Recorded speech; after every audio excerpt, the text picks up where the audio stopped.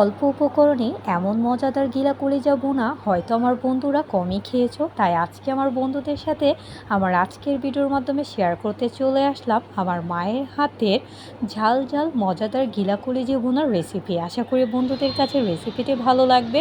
আর এখানে মা গিলা কলিজা ভুনা রান্না করার জন্য সব কিছু একসাথে কেটে ধুয়ে রেডি করে নিয়েছে। চলো দেরি না করে বন্ধুদের সাথে মজাদার রেসিপিটি শেয়ার করা যাক। মা এখানে সয়াবিন তেল অ্যাড করে দিচ্ছে, আর তেলটা গরম হয়ে আসলে মা এলাচ আর দারচিনি দিয়ে দিচ্ছে।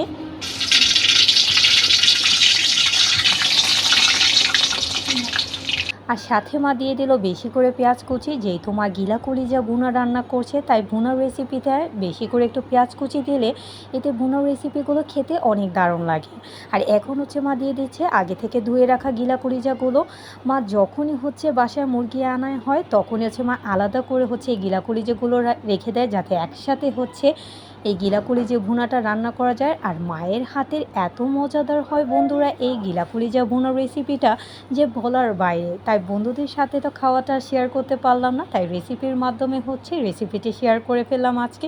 আশা করি বন্ধুদের কাছে ভালো লাগবে, তোমরাও কিন্তু একবার হলেও রেসিপিটি ট্রাই করবে। আর এখন মা বেশি করে মরিচ আর হলুদের গুঁড়া দিয়ে দিল, যেহেতু ঝাল ঝাল রান্না করবে, সাথে আদা বাটা রসুন বাটা। আর এখন মা দিয়ে দিচ্ছে পরিমাণ মতো অল্প একটু লবণ দিয়ে ভালো করে এখন মা কষিয়ে নিচ্ছে। এই গিলা কলিজা ভুনা কিন্তু অবশ্যই খুদের বোয়া বলো খিচুড়ি ভাত দিয়ে তো অসাধারণ লাগে। আর এখন মা দিয়ে দিচ্ছে জিরা গুঁড়া। আর এই জিরা গুঁড়াটা কিন্তু কাঁচা জিরাটা একটু চুলার নিচে গরম করে রেখে দিয়েছিল, আর এখন বেটে দিয়ে দিচ্ছে। এতে এতটা দারুণ ফ্লেভার আসে বন্ধুরা এই গিলা কলিজা ভুনা রেসিপি থেকে যে বলার বাইরে। তোমরা কিন্তু রান্না করলে অবশ্যই মাস্ট বি জিরা গুঁড়াটা ব্যবহার করবে।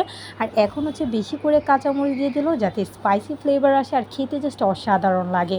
আর এখন সাথে অল্প একটু পানি দিয়ে দিল মা, যাতে সুন্দর মতো একদমই ভুনাটা যাতে একদম রাফ না হয়ে যায়।